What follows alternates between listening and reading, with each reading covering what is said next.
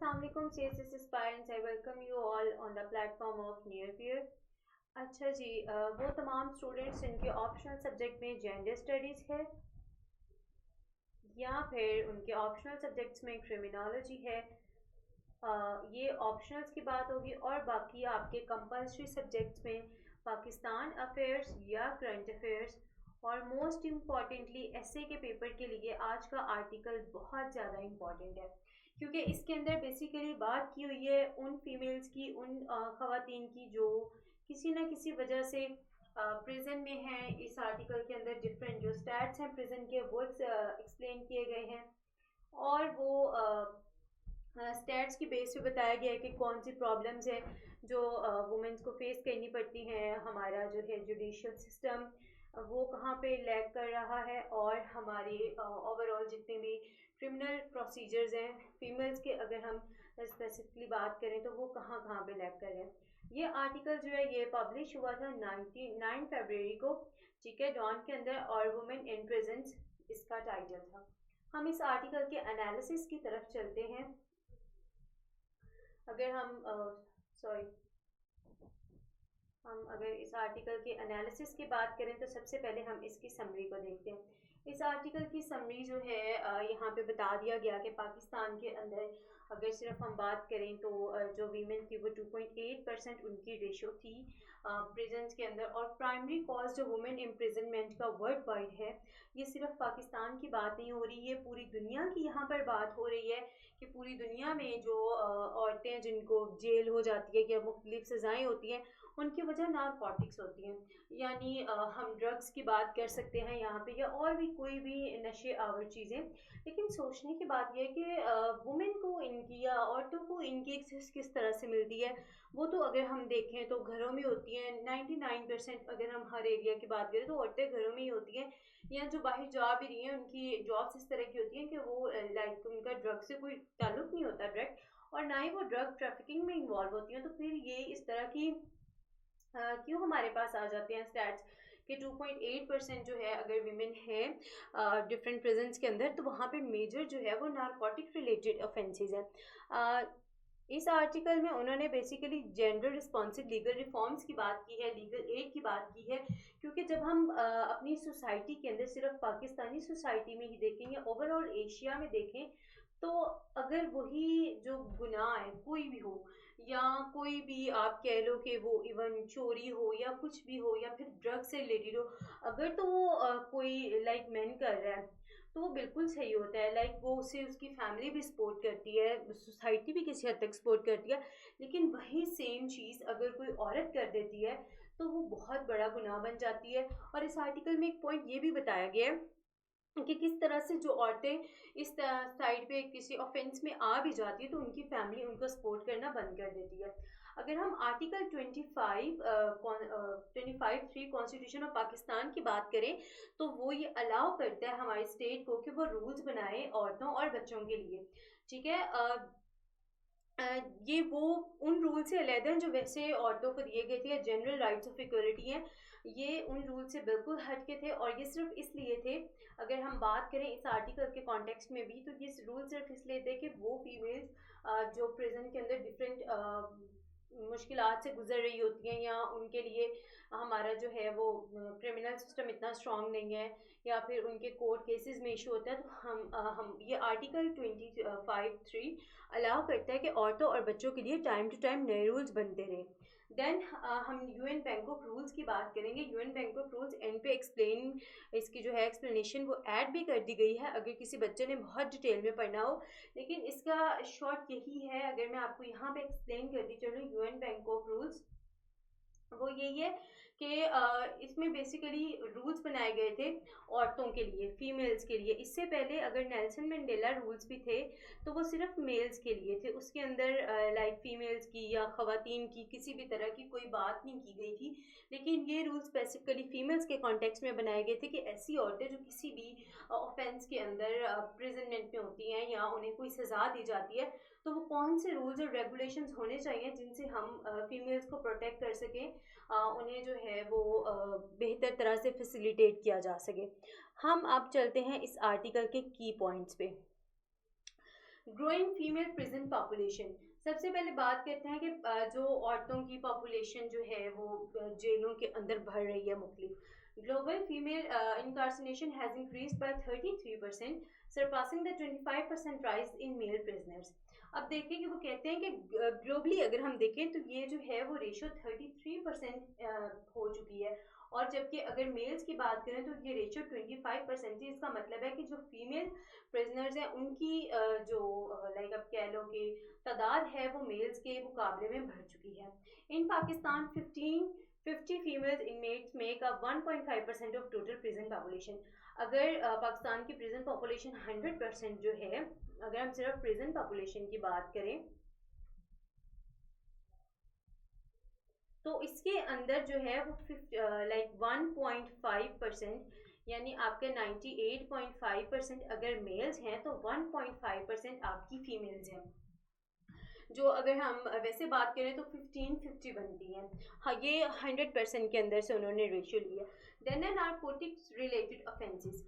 Narcotics किसी भी नशियावर चीज़ों से रिलेटेड आप कह लो, या फिर जिस तरह से स्मगलिंग होती है डिफरेंट चीज़ों की, ये जितनी भी हमारी नशियावर चीज़ें होती हैं इनकी स्मगलिंग होती है, उसके अंदर इन्वॉल्व होती हैं जो ख़वातीन 35%, और जो फीमेल प्रिजनर्स हैं ग्लोबली वो ड्रग रिलेटेड क्राइम्स में है, जबकि जो मेल्स हैं इन चीज़ों के अंदर वो सिर्फ 19% है।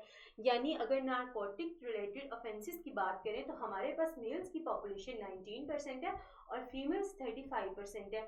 ये एक तो सोचने वाली भी बात है कि वो खवातीन जिनको इन चीज़ों की इतनी अप्रोच नहीं होती है, किस तरह से वो नारकोटिक रिलेटेड ऑफेंसेस में इतने इन है, और मेल्स जिनको इन चीज़ की लाइक आप कह लो कि फुल एक्सेस होती है उनकी रेशो फीमेल से कम किस तरह है। और पाकिस्तान के अंदर अगर हमने बात की थी ना ऊपर 1550 फीमेल्स की, ठीक है, उनके अंदर से 375 फीमेल्स ऐसी हैं जिनके ऊपर यही नारकोटिक्स रिलेटेड ऑफेंसेस के चार्ज है। लीगल एंड जेंडर डिस्क्रिमिनेशन, फिर के आर्टिकल बात, पहले इस आर्टिकल में बात हमने की प्रेजेंट पॉपुलेशन की, देन हमने बात की कि वो कौन सा ऑफेंस है जिसकी पॉपुलेशन सबसे ज़्यादा है, तो वो हमारे पास नारकोटिक रिलेटेड ऑफेंसेस हैं। अब ये आर्टिकल में एक इम्पॉर्टेंट और पॉइंट आता है कि लीगल और जेंडर डिस्क्रिमिनेशन। ये वो पॉइंट है जो हमारे एसए के अंदर हमें हेल्प करेगा। हमारे अगर एसए जेंडर से रिलेटेड आ जाता है, ये वो लाइक पॉइंट है जो हमारी जेंडर स्टडीज़ के अंदर हमें हेल्प करेगा। और अगर हम अपनी क्रिमिनोलॉजी का पेपर करें तो उसके अंदर भी आपको ये एक्सप्लेन करते हैं इस आर्टिकल के through. Legal and gender discrimination, women face limited access to legal representation, harsher penalties and social stigma despite being section 497 of CRPC। Section 497 of criminal procedure code allow करता है कि वो खवातीन जो अगर ऐसे भी ऑफेंसेस के अंदर जेल में हैं जो नॉन बेलेबल है। अब यहाँ पे जो क्रिमिनोलॉजी के हमारे बच्चे हैं उनको पता होगा कि नॉन बेलेबल ऑफेंस वो होते हैं जिनके अंदर बेल नहीं हो सकती, इनके अंदर सजा या तो डेथ पेनल्टी होती है, ये 10 ईयर्स अबव होती है।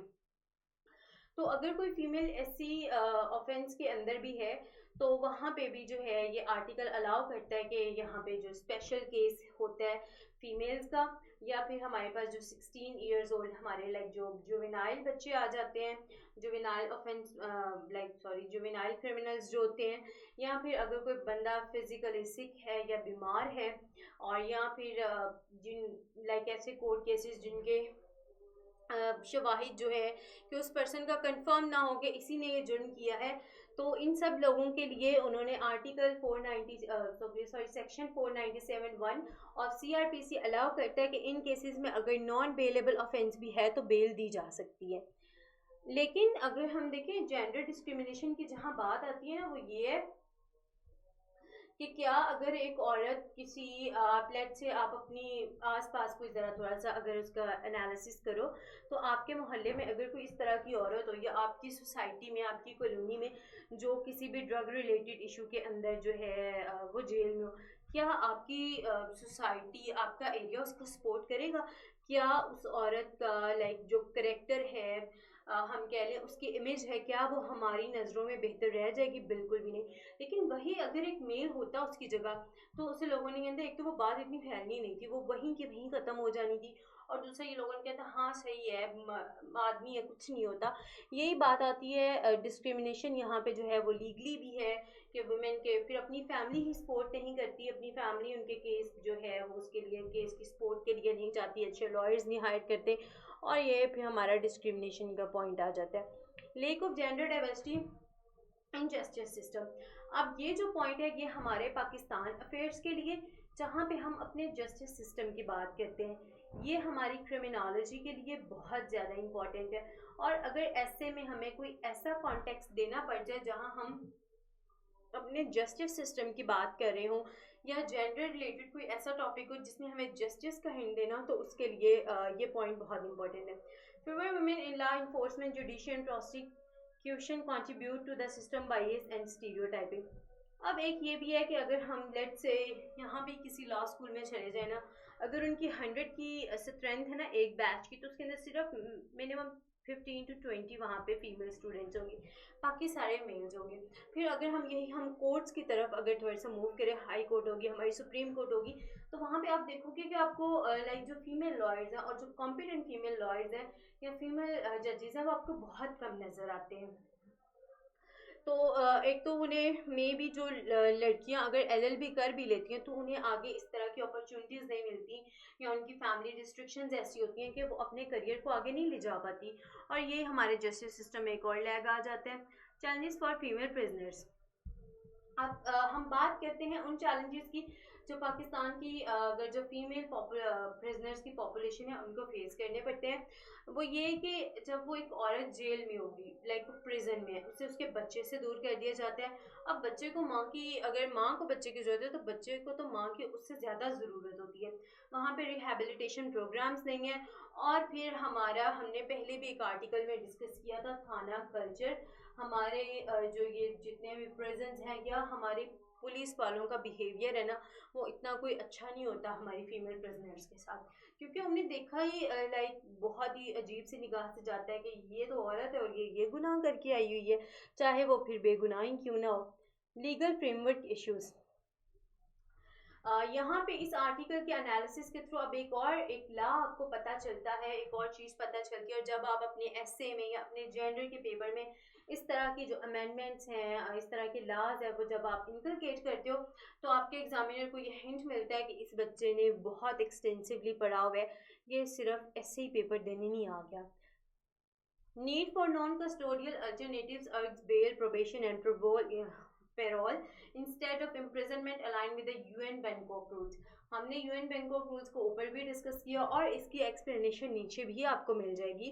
अब इस आर्टिकल में हमारी जो राइटर है वो हमें एक वे फॉरवर्ड देती है कि हम ऐसा भी तो कर सकते हैं कि उन औरतों को, क्योंकि देखिए एक जो औरत होती है उसकी ज़रूरत उसकी फैमिली को होती है, तो क्या हम ऐसा नहीं कर सकते कि उसको जो है हम लाइक प्रिजन में रखने के बजाय, जेल में रखने के बजाय हम ऑल्टरनेट्स पे चले जाएं, हम उसको बेल दे दें नॉन बेलेबल ऑफेंस में भी, जैसे हमारे सीआरपीसी का भी सेक्शन हमें अलाउ करता है, या हम उसे प्रोबेशन या पेरोल ग्रांट कर दें। ये अब जो पॉइंट है ये हमारे जो है क्रिमिनोलॉजी वाले बच्चों के लिए बहुत इंपॉर्टेंट है यहाँ पे।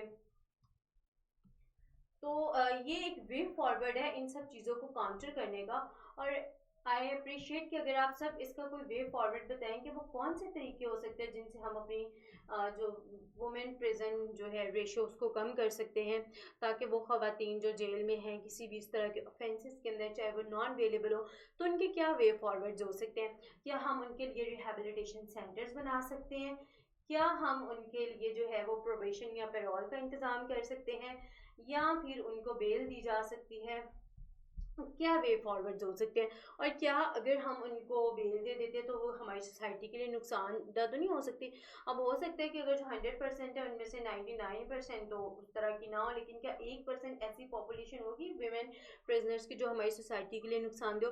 तो यहाँ पे आपकी क्रिटिकल थिंकिंग बच्चों बहुत इंपॉर्टेंट है, और आपने कमेंट्स में ज़रूर बताना है कि आपको क्या लगता है कि अगर हम इन फीमेल्स के लिए थोड़े से अपने रूल्स चेंज करते हैं, उन्हें जो है वो छोड़ देते हैं, लाइक बेल दे देते हैं, तो क्या ये सही होगा या नहीं, ये क्वेश्चन मार्क है। और आप सबके जो कमेंट्स का इंतज़ार रहेगा इस सिलसिले में। Then ineffectiveness of legal aid. The Legal Aid and Justice Authority Act 2020 has failed to support women in detention. Legal aid and justice authority act जो है 2020, यहाँ पे उसकी एक्सप्लेनेशन भी ऐड कर दी गई है। और हम इस आर्टिकल में बात करते हैं कि ये जितने भी इस एक्ट के अंदर जो लीगल एड की बात की गई थी विमेन को सपोर्ट करने के लिए, अनफॉर्चुनेटली पाकिस्तान में और बहुत सारे लाज की तरह ये भी फ्लॉप रहा और इसकी कोई प्रैक्टिकल अप्रोच नहीं नज़र आई, हमें बिल्कुल भी नहीं नज़र आया कि इसकी कोई हमें मिल रही हो practical usages. Call for policy reforms. The state should promote rehabilitation, legal aid, and social integration rather than punitive sentences. कहते हैं कि हमें पॉलिसीज चेंज करनी चाहिए। ऊपर भी मैंने आपसे पूछा कि आपको क्या लगता है कि अगर हम उन खवातीन को, लाइक एक औरत है उसको 10 साल की सज़ा ना दें, उसका ऑफेंस जो था उसमें जो है उसको 10 साल की सज़ा बन गई थी अकॉर्डिंग टू लॉ, लेकिन क्या 10 साल में उसकी फैमिली सफ़र नहीं करेगी? 10 साल में उसके बच्चे सफ़र नहीं करेंगे? 10 साल में उसका जो एक छोटा बच्चा था जब उसे अपनी माँ की ज़रूरत थी, या उसका लाइक ग्रोइंग एज में बच्चा था जब उसे अपनी माँ की ज़रूरत थी, उसकी माँ उस टाइम उसके पास नहीं थी, वो औरत अपनी फैमिली के पास नहीं थी, जब उसके पेरेंट्स को उसकी ज़रूरत थी वो नहीं थी। या 10 साल बाद उसकी ज़िंदगी में जो ये 10 साल की कमी है वो पूरी हो सकेगी बाद में? किसी तरह बिल्कुल भी नहीं। यहाँ पे हमें ज़रूरत है ऐसी पॉलिसीज़ बनाने की जो वेमेन की रिहैबिलिटेशन को सपोर्ट करे, ताकि अगर कोई क्रिमिनल माइंडेड हैं भी, जैसे हमने ऊपर बात की कि अगर कोई 1% क्रिमिनल माइंडेड हुई तो उनको हम काउंटर कर सकें, उनकी बेहतर जो है उनकी लाइक आप क्या लोग माइंड वॉश कर दें वो क्रिमिनल वाली साइड से, और वो बेहतर सिटीजन्स बन सके पाकिस्तान के। और यहाँ पे क्या सोशल इंटीग्रेशन होनी चाहिए, क्या उनकी फैमिली को उनको सपोर्ट करना चाहिए, क्या सोसाइटी को सपोर्ट करना चाहिए, रादर देन कि उन्हें लाइक एक नफरत की निगाह से देखा जाए। पॉसिबल यूजेज इन CSS एग्ज़ाम, जैसे बच्चों हमने ऊपर भी डिस्कस किया जेंडर स्टडीज़ कि जब बात आएगी जेंडर बेस्ड डिस्क्रिमिनेशन की क्रिमिनल जस्टिस सिस्टम में ये आर्टिकल रेलिवेंट होगा, इसके फैक्ट्स और फिगर्स रेलिवेंट होंगे। पाकिस्तान अफेयर्स में जब बात आएगी हमारे लीगल और जुडिशल रिफॉर्म्स की, वुमेन राइट्स के लिए, तब इस आर्टिकल की बात होगी। और इस आर्टिकल का तो एक एक लाइन आपको इस क्वेश्चन का वे फॉरवर्ड दे रहे हैं। लेट्स से अगर 25 में ही आपको क्वेश्चन आ जाता है कि legal and judicial reform for women right, और जिस बच्चे ने ऑब्वियसली ये वीडियो देखी होगी, ये आर्टिकल पढ़ा होगा, उसके लिए तो लाइक उसे तो ऐसे होगा कि उसके 20 मार्क्स तो पक्के हैं। यहाँ पे ऑब्वियसली 20 में से एग्जामिनर ने 20 तो नहीं देने, पर जहाँ पे बाकी सबको 12 मिल रहे होंगे वहाँ पे उस बच्चे को हो सकता है 16 मिल जाए। और एक एक नंबर बहुत इंपॉर्टेंट होता है आपके फेवरेट ग्रुप में आपकी एलोकेशन के लिए। Current affairs, legal linking global trends of female incarceration, जब हम लाइक हमने ऊपर थोड़ी सी जो है वो ओवरऑल वर्ड की भी बात की, तो अगर हम जो है वो ओवरऑल द वर्ड जेंडर की बात करें, जेंडर डिस्क्रिमिनेशन की, जेंडर लॉस की बात करें, वहाँ पे ये रेलिवेंट होगा। क्रिमिनोलॉजी के लिए तो ये बहुत बहुत ज़्यादा रेलिवेंट है। और गवर्नेंस एंड पब्लिक पॉलिसी में जब हम बात करते हैं पॉलिसी बनाने की जेंडर सेंसिटिव प्रेजेंट रिफॉर्म्स की, तब ये आर्टिकल रेलिवेंट होगा। एंड पे आपको बैंकॉक रूल्स की समरी दे दी गई है। अगर कोई हमारा बहुत अच्छा बच्चा जिसको पढ़ने का बहुत शौक है तो वो एक दफ़ा इस समरी को भी पढ़ सकते हैं। ऑल्दो ये बैंकॉक रूल्स की फ़ाइल बहुत लंबी थी, लेकिन सिर्फ आपकी आसानी के लिए इसकी भी समरी बना के ऐड कर दी गई है। अब जो है अगर आपको इस आर्टिकल का ये पूरा डॉक्यूमेंट चाहिए तो आपने हमारे व्हाट्सएप कम्युनिटी को फॉलो कर लेना है, ठीक है। अगर आपने उस कम्युनिटी को भी फॉलो नहीं करना तो आपने इंस्टाग्राम पे मैसेज कर लेना, आपको लिंक भेज देंगे। और अगर इंस्टाग्राम पे भी मैसेज नहीं करना तो सिंपली हमारे ऑफिशियल नंबर पे एक मैसेज ड्रॉप कर दीजिएगा, काउंसलर आपको इस आर्टिकल का लिंक भेज देंगे। और अगर आप यूट्यूब से बाहर मूवी नहीं करना चाहते तो इस जो आर्टिकल है इसकी डिस्क्रिप्शन के अंदर हमने लिंक अटैच कर दिया है, जहाँ पे आपको इस आर्टिकल की पूरी फाइल के साथ MCQ भी मिलेंगे जो आपके current affairs, Pakistan affairs, criminology के साथ अलाइन किए हुए होंगे, ताकि आपके ऑब्जेक्टिव की भी प्रिपरेशन हो जाए। और एट द एंड अगर आपको ये वीडियो अच्छी लगी तो इसको लाइक ज़रूर करना है, शेयर करना है उन फ्रेंड्स के साथ जिनको न्यूज़पेपर पढ़ना बिल्कुल पसंद नहीं है, और हमारे चैनल को सब्सक्राइब भी करना है ताकि डेली आपको आर्टिकल के एनालिसिस मिलते रहे, ताकि आपको न्यूज़पेपर के इतने बड़े बड़े पेजेस ना पढ़ने पड़े और आपकी CSS की तैयारी बहुत अच्छे से हो जाए। स्टे ट्यून्ड, हम आपसे नेक्स्ट किसी और बहुत अच्छे आर्टिकल के एनालिसिस के साथ मिलेंगे जो आपके CSS के एग्ज़ाम के लिए बहुत अच्छा होगा। तब तक के लिए अपनी तैयारी पे बहुत बहुत ज़्यादा फोकस करें, और अगर 25 के एस्पायरेंट्स सुन रहे हैं तो best of luck for your exams. अल्लाह हाफिज़।